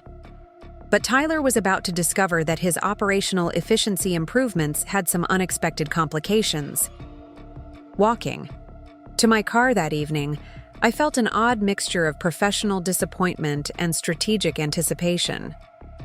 I was genuinely sad to be leaving Summit, the company where I'd built my career and developed expertise that had made us successful. But I was also curious about how Tyler would handle the discovery that he'd just fired the majority owner of the company he was trying to reorganize. The conversation with Robert would be interesting. That evening, I sat in my Scottsdale apartment with a glass of wine and the leather portfolio that contained my most important personal documents. The folder I needed was labeled Summit Investment Documentation and contained copies of all the legal paperwork from my equity investment 3 years earlier.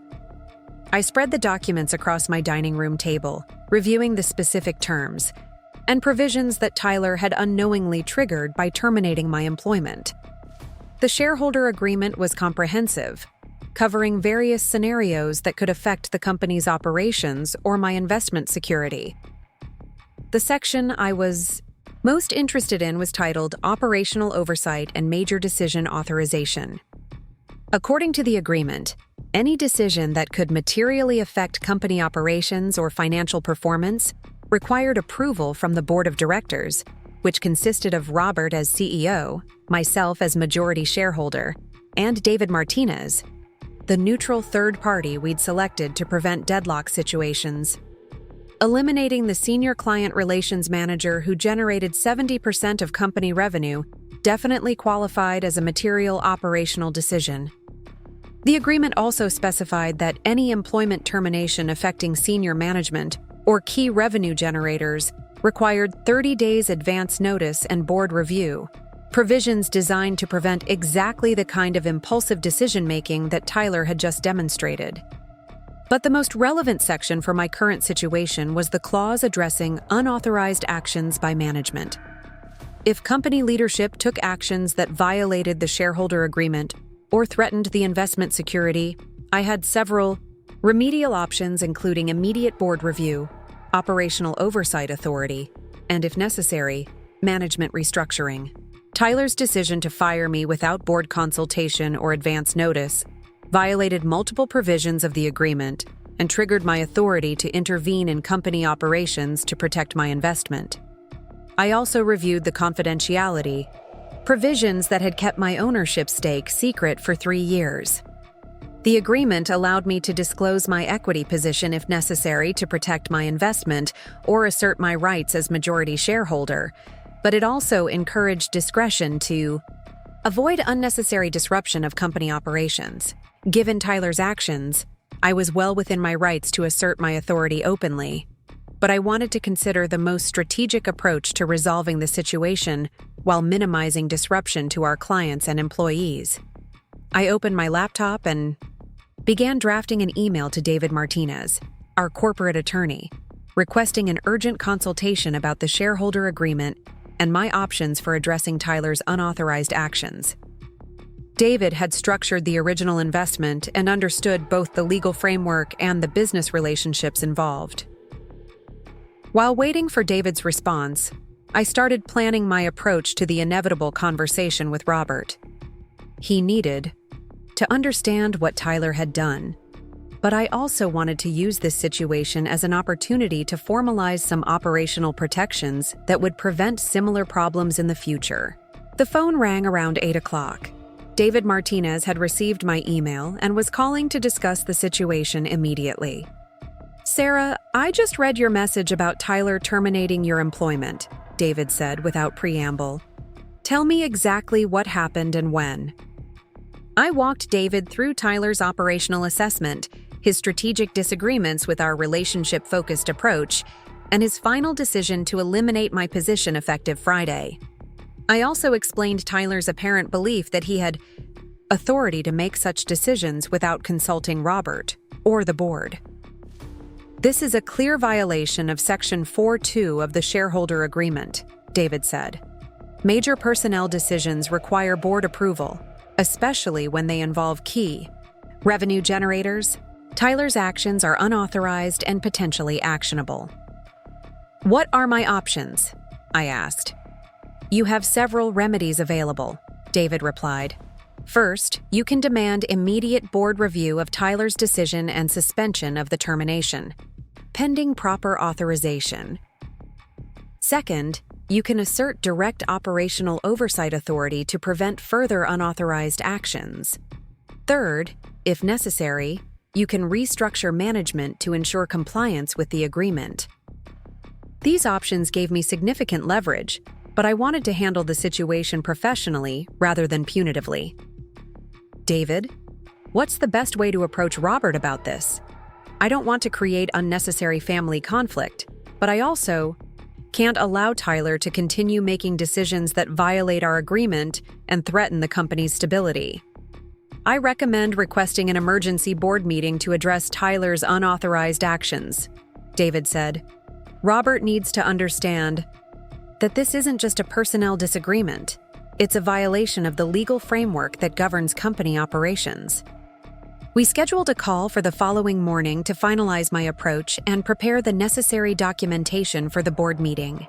David would review the specific violations and prepare a formal response that protected my rights while offering Robert an opportunity to address the situation internally. After ending the call with David, I began thinking about the broader implications of Tyler's actions and my response. This situation represented more than just a conflict about my employment. It was a test of whether Summit could maintain the relationship-focused culture that had made us successful while adapting to new leadership and changing market conditions. Tyler's approach represented a fundamental philosophical shift from partnership-based client service to efficiency-focused service delivery. His decision to eliminate my position without understanding its strategic importance revealed how little he comprehended about Summit's competitive advantages and client value proposition. But my response needed to address more than just Tyler's immediate mistakes. I wanted to use this crisis as an opportunity to strengthen Summit's operational governance and ensure that future leadership transitions wouldn't threaten the company's stability or culture. I spent another hour outlining my strategic objectives for resolving the current situation and preventing similar problems in the future. The plan included immediate actions to address Tyler's unauthorized decisions, medium-term changes to strengthen operational oversight, and long-term improvements to leadership development and succession planning. The immediate priorities were straightforward: suspend Tyler's termination decision, convene an emergency board meeting, and establish clear boundaries around his decision-making authority. But I also wanted to address the underlying issues that had allowed Tyler to believe he could reorganize the company without consulting anyone or understanding the consequences of his actions. Medium-term changes would include formalizing operational oversight procedures, establishing clear protocols for major personnel decisions, and implementing regular board review of strategic initiatives. These improvements would protect against future unauthorized actions while preserving Robert's leadership role and operational flexibility. Long-term improvements would focus on leadership development and succession planning that preserved Summit's culture while preparing for eventual transitions. Tyler's mistakes had highlighted the risks of bringing in external leadership without adequate preparation or oversight. By 10 o'clock, I had a comprehensive plan for addressing Tyler's actions and strengthening Summit's governance structure. The approach balanced asserting my rights as majority shareholder with maintaining productive relationships and preserving company stability. I was particularly pleased with the plan's emphasis on professional resolution rather than personal retaliation. Tyler had made serious mistakes, but he was also Robert's nephew and a recent MBA graduate who probably didn't understand the full implications of his actions. The goal was to correct his errors and establish appropriate boundaries, not to destroy his career or create permanent family conflict. Before going to bed, I called my sister Jennifer to let her know about the situation and get her perspective on my planned response. Jennifer was a lawyer specializing in corporate governance, and she often provided valuable insights about business conflicts and resolution strategies. "Sarah, you're being way too nice about this," Jennifer said after I explained Tyler's actions and my planned response. "He fired you without cause or proper authority, violated your shareholder agreement, and potentially damaged your investment. You have every right to demand his removal and assert direct control over company operations." "I know what my rights are," I replied. "But I also want to preserve my relationship with Robert and avoid unnecessary disruption to our clients and employees. This situation can be resolved professionally without nuclear options." "Just make sure you don't let Robert minimize what Tyler did," Jennifer warned. "This wasn't a minor personnel disagreement. It was a serious breach of fiduciary duty that threatened your investment and the company's stability." Jennifer's point was valid. I needed to be firm about the seriousness of Tyler's actions while remaining open to collaborative solutions that addressed the underlying problems without creating permanent damage. "I'll make sure Robert understands the legal and business implications," I promised.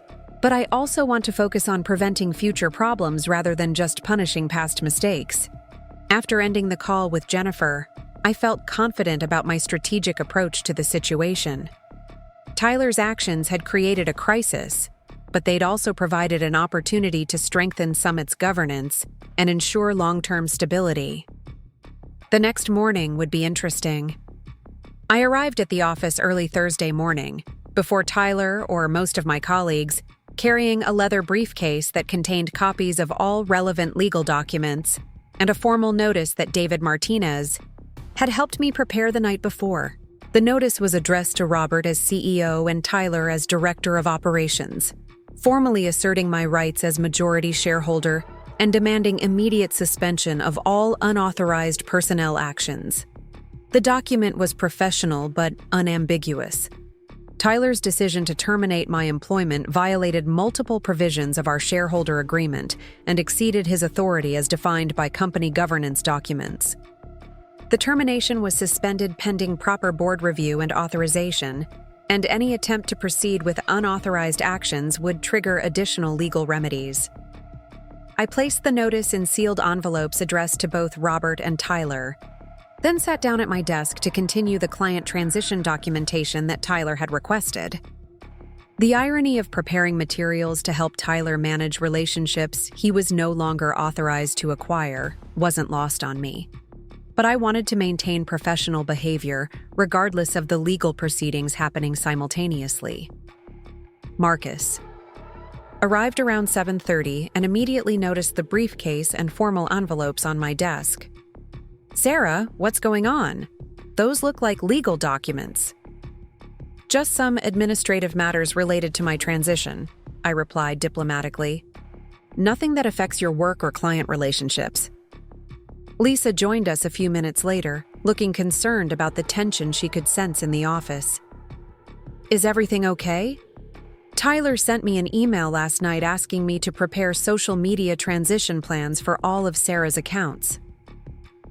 This information confirmed that Tyler was proceeding with his termination decision despite not having proper authority to do so.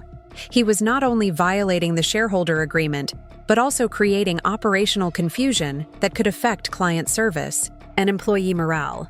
"Tyler's implementing some organizational changes," I said. "I'm sure he'll explain his plans when he arrives."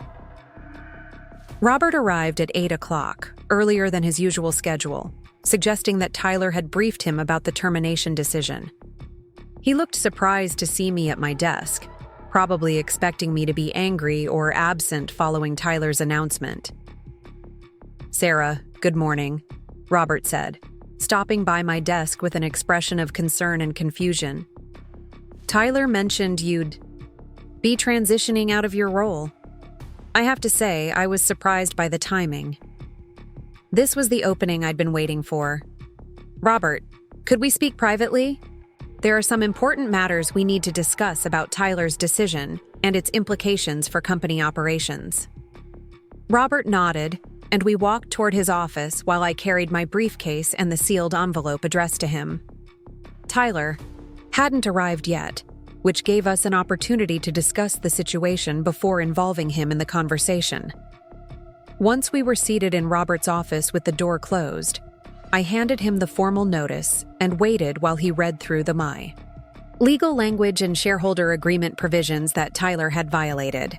Robert's expression shifted from confusion to surprise to something approaching alarm as he absorbed the implications of what Tyler had done. "Sarah, I had no idea about the board authorization requirements for your position. Tyler told me he was making some efficiency improvements, but he didn't mention terminating anyone, especially not you."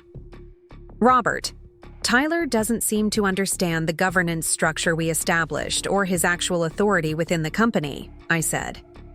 "He's been making decisions as if he has unilateral operational control, which isn't consistent with our shareholder agreement or company policies." Robert set down the notice and looked at me with an expression I'd never seen before. Recognition that I wasn't just an employee expressing concerns about unfair treatment, but the majority shareholder addressing violations of our legal agreement. "Sarah, I owe you an apology," he said. "I should have briefed Tyler more thoroughly about company governance before giving him operational responsibilities. I never imagined he would make such a significant decision without consulting me or understanding the legal framework." "Robert, Tyler's mistake is understandable given his limited experience with the company," I replied.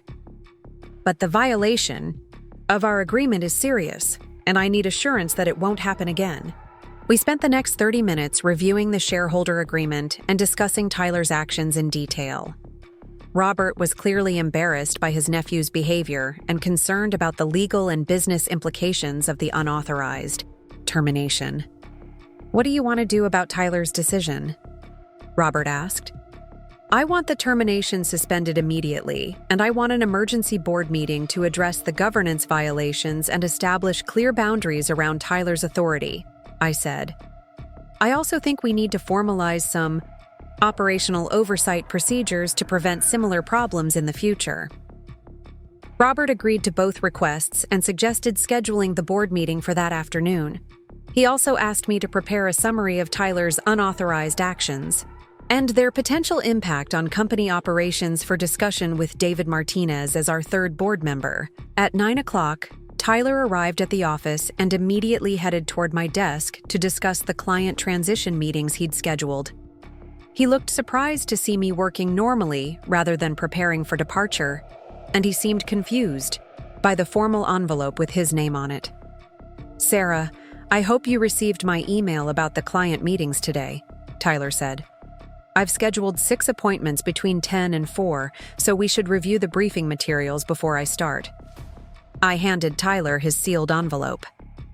"Tyler, you should read this before proceeding with any client meetings. It addresses some important legal and governance issues related to your decision yesterday." Tyler opened the envelope and began reading the formal notice, his expression shifting from casual confidence to growing concern as he absorbed the legal language and shareholder agreement provisions. When he finished reading, he looked up at me with complete bewilderment. "Sarah, I don't understand what this document is saying about shareholder agreements and board authorization," Tyler said. "Are you saying you're a shareholder in Summit?" "I'm saying that your decision to terminate my employment violated our company's governance structure and exceeded your operational authority," I replied professionally. "The document explains the specific violations and the remedial actions required." Tyler read through the notice again, this time more carefully, paying particular attention to the sections about my equity position and the board approval requirements for major personnel decisions. "Sarah, this says you own 60% of Summit," Tyler said, his voice rising with disbelief. "How is that possible? Uncle Rob never mentioned any major shareholders." "Robert and I have maintained confidentiality about the investment arrangement for business reasons," I explained. "But your unauthorized actions have made it necessary to assert my rights as majority shareholder." Tyler stared at me as if I'd just announced that I was an alien or that gravity was optional. The confident MBA graduate who had fired me for being inefficient was beginning to understand that he'd just terminated his own boss. "Tyler, you should probably discuss this situation with Robert before proceeding with any client meetings," I suggested. "There are some governance and authority issues that need to be clarified." Tyler looked at the notice again, then at me, then toward Robert's office where he could see his uncle on a phone call. The calculation happening behind his eyes was almost visible as he began to grasp the magnitude of what he'd done. "Sarah, I had no idea about any shareholder agreements or board authorization requirements," Tyler said. His earlier confidence completely evaporated. "Tyler told me I had operational authority to make efficiency improvements." "Robert did give you operational authority," I replied, "but that authority has limits defined by our governance structure and legal agreements. Major personnel decisions require board approval, especially when they affect key revenue generators or shareholder interests." Tyler's face had gone pale as the implications of his mistake became clear. He'd not only fired someone without proper authority, but he'd fired the person who actually owned most of the company he was trying to reorganize. "What happens now?" Tyler asked quietly. "Now we follow the proper governance procedures that should have been followed initially," I said. "Robert's convening an emergency board meeting this afternoon to address the unauthorized actions and establish clear boundaries going forward." Tyler nodded absently, still processing the reality that his efficiency improvements had just created the biggest crisis of his short career. The client meetings he'd scheduled for that day were about to become much more complicated. By 10 o'clock that morning, Tyler's carefully planned client transition meetings had devolved into a series of increasingly awkward conversations that revealed just how little he understood about the accounts he was attempting to manage. I could hear fragments of his phone calls from my desk, and what I heard confirmed my worst fears about his systematic approach to relationship management. His first call was with Maria Santos at Copper Canyon Restaurant Group, the client I'd been working with for 6 years through their expansion from 3 locations to 12. Tyler's side of the conversation suggested he was treating the call as an introductory meeting, rather than recognizing the complexity of their ongoing campaigns and strategic initiatives. "Ms. Santos, I'm Tyler Chen, Summit's new Director of Operations," I heard him say with the same confident tone he'd used when introducing himself to our staff. "I'll be taking over management of your account from Sarah, and I wanted to discuss how we can optimize your marketing approach for maximum efficiency." There was a long pause, during which I could only imagine Maria's reaction to Tyler's opening statement about optimizing her marketing for efficiency. Maria had chosen Summit specifically because we took time to understand her business, rather than trying to optimize it according to generic frameworks. "Yes," Sarah mentioned she was leaving, "but I wasn't expecting such an abrupt transition," Tyler continued, his tone becoming slightly less confident. "I have her notes about your current campaigns, and I think we can streamline some of your marketing activities to achieve better results with less resource investment." Another pause, longer this time. Maria was probably trying to understand how someone who'd never worked in the restaurant industry could immediately identify opportunities to streamline marketing activities that had been generating consistent results for years. "Well, I have an MBA with a focus on operational efficiency," Tyler said, apparently responding to a question about his restaurant marketing experience. Sometimes fresh perspectives can identify improvements that industry experts might miss because they're too close to traditional approaches. I cringed at Tyler's response, which essentially told a successful restaurant owner that her marketing expert was too close to effective strategies to recognize better alternatives. This was exactly the kind of arrogant dismissal that would drive clients away from Summit. The conversation continued for another few minutes, with Tyler apparently attempting to schedule a comprehensive strategy review meeting to assess optimization opportunities. When he finally ended the call, his expression suggested that Maria's response hadn't been as enthusiastic as he'd expected. His second call, to James Patterson at Desert Home Builders, started similarly, but deteriorated more quickly. James was in the middle of coordinating 3 concurrent campaigns with different target audiences and launch timelines, and Tyler's generic efficiency approach was completely inadequate for the complexity of the situation. "Mr. Patterson, I've reviewed your account documentation, and I think we can consolidate some of your campaign activities to achieve better resource allocation across your marketing initiatives," Tyler said, clearly reading from prepared notes rather than responding to James's specific concerns. James's response must have been direct, because Tyler's confident tone quickly shifted to defensive explanation. "Yes, I understand you have multiple concurrent campaigns, but that's exactly why we need to think systematically about resource optimization rather than managing each campaign independently." This response revealed that Tyler didn't understand the fundamental reason why Desert Home's campaigns were managed independently. They were targeting completely different demographic segments with different messaging strategies and launch timelines. Consolidating them would destroy their effectiveness rather than improving efficiency.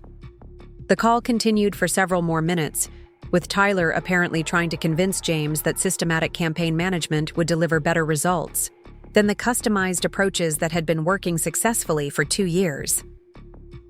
When the call ended, Tyler looked frustrated and confused rather than confident about his transition progress.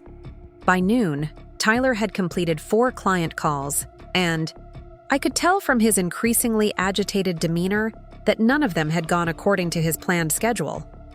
The 30-minute meetings he'd allocated for relationship transfer and strategic briefing had stretched into hour-long conversations that left him behind schedule and visibly stressed. Marcus approached my desk during lunch break, looking concerned about the tension he could sense in the office. "Sarah, Tyler seems really stressed about something. His client calls this morning sounded rough."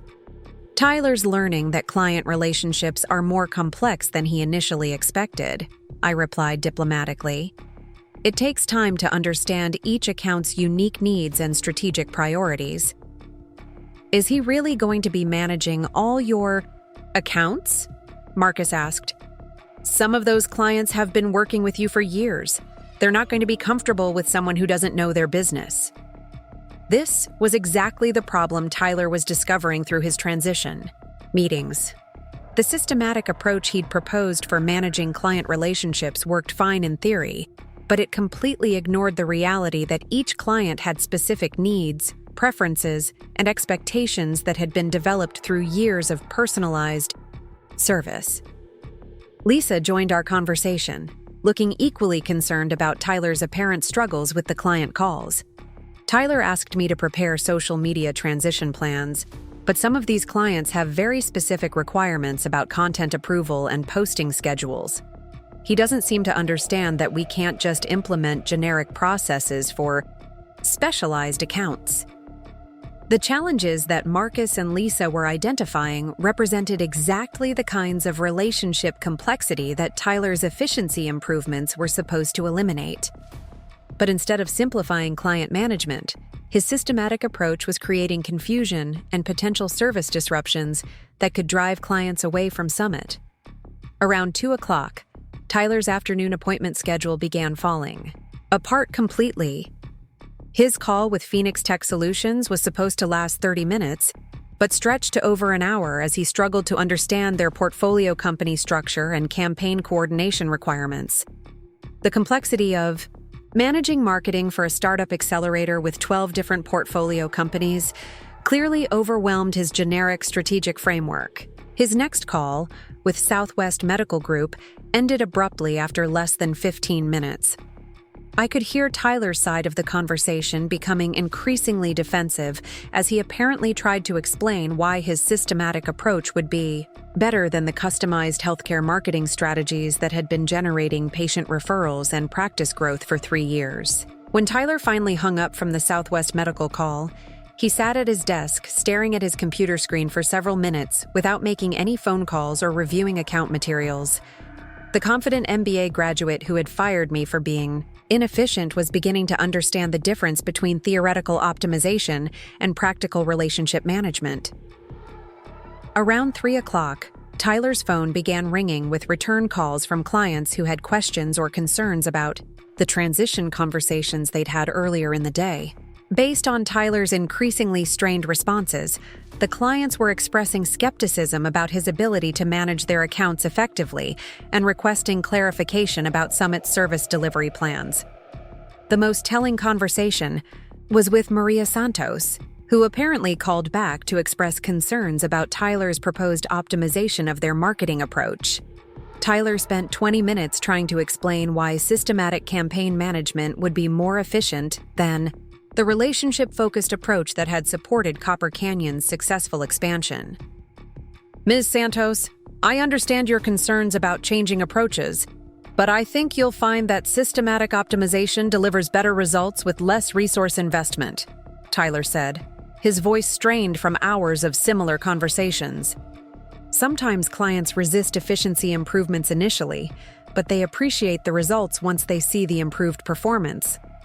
This response essentially told Maria that her resistance to Tyler's ideas was predictable client behavior rather than legitimate concerns about service quality. It was exactly the kind of dismissive attitude that would drive successful clients to find other agencies that valued their input and respected their expertise. When Tyler ended the call with Maria, he immediately dialed Robert's extension and requested an urgent meeting. The transition meetings that were supposed to demonstrate Tyler's operational efficiency had instead revealed the complexity and value of the relationships he was trying to systematize. The system Tyler was attempting to optimize was collapsing around him, and he was beginning to understand that he'd dramatically underestimated the challenges involved in managing client relationships that had been built through years of specialized expertise and personal attention. But the real collapse hadn't started yet. Up next, you've got 2 more standout stories right on your screen. If this one hit the mark, you won't want to pass these up. Just click and check them out.